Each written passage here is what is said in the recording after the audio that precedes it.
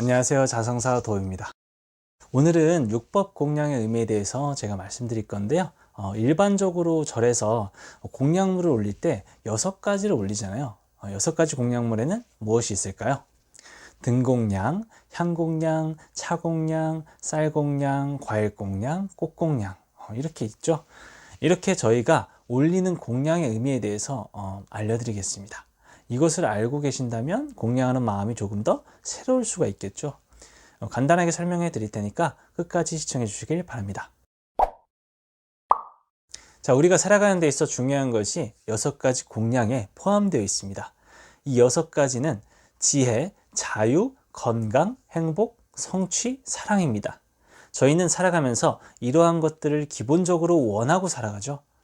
우리는 이러한 것들을 얻기 위해서라도 공양을 하는 데 있어 의미를 잘 알고 한다면 더 좋겠습니다. 그럼 첫 번째로 등에는 무엇이 있을까요? 연등이 있고 인등이 있고 또 저희가 자주 밝히는 초가 있겠죠. 간단하게 생각해서 이것의 공통점은 무엇인가요? 밝다는 것입니다. 우리의 무명으로부터 밝아진다. 우리의 무명이 무엇일까요? 탐진치 삼독으로 인해 어두운 것입니다. 이 탐욕, 성냄, 어리석음은 악업의 시작입니다.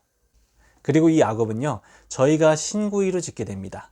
모든 업은 몸과 입과 생각으로 짓습니다. 그 중에서도 시작은 의업이 됩니다. 생각과 마음으로부터 일어납니다.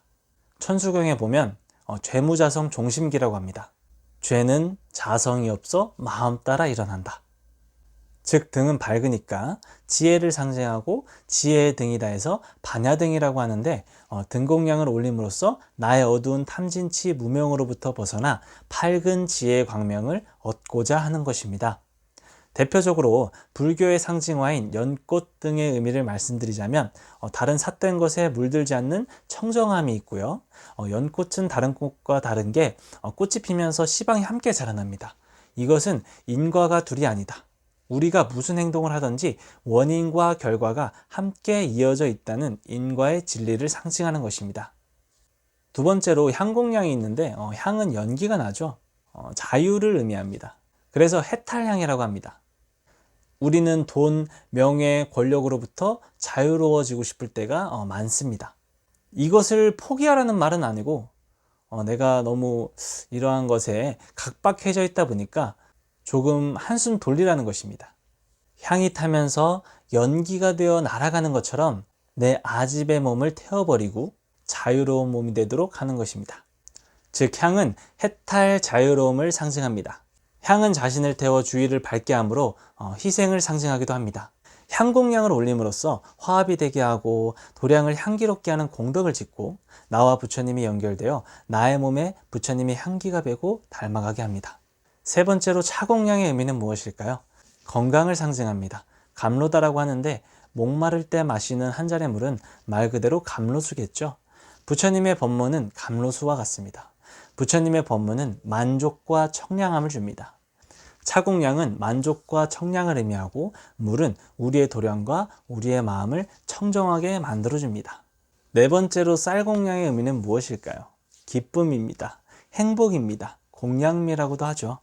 쌀은 농부에게 있어서 기쁨과도 마찬가지입니다. 탈곡 후에 쌀을 손에 든 농부는 기쁘겠죠. 쌀공양은 이처럼 기쁨과 환희를 주게 됩니다. 불교를 처음 믿게 되면서 쌀공양을 많이 처음에 하게 되는데 이처럼 불교를 믿으면서 일어나는 기쁜 마음을 뜻합니다. 다섯 번째로 과일공양의 의미는 무엇일까요? 열매를 맺는 결과물을 의미합니다. 보리과입니다. 각자의 과정이 있을 것이고 노력이 있을 것이고 희망하고 바라는 결과가 있을 것입니다.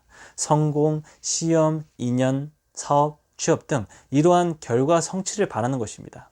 또한 불자로서 수행과 공부를 하게 되면 깨달음이라는 열매를 거두게 되는데 그러한 깨달음의 열매를 맺기 위해서 하는 공부가 기도, 참선, 연불, 사경, 보살행 등입니다. 여섯 번째로 꽃공양의 의미는 무엇일까요? 아름답고 화려하게 장엄하여 찬탄하는 의미가 있고 또 중요한 것은 사랑입니다. 자비입니다. 우리 인간에게는 사랑은 필수 조건입니다. 사랑이 꽃 피워지고 좋은 인연이 꽃 피워지고 좋은 결과가 꽃 피워집니다. 이것을 또한 만행화라고 합니다. 꽃이 피기 위해 온갖 괴로움의 세월을 견디는 것처럼 우리도 성취의 꽃을 피우기 위해 온갖 수행을 해야 합니다. 자, 이렇게 해서 오늘 육법 공양에 대해서 배워보았습니다. 도움이 되셨길 바라며 영상 봐주셔서 감사합니다. 행복한 하루 되세요.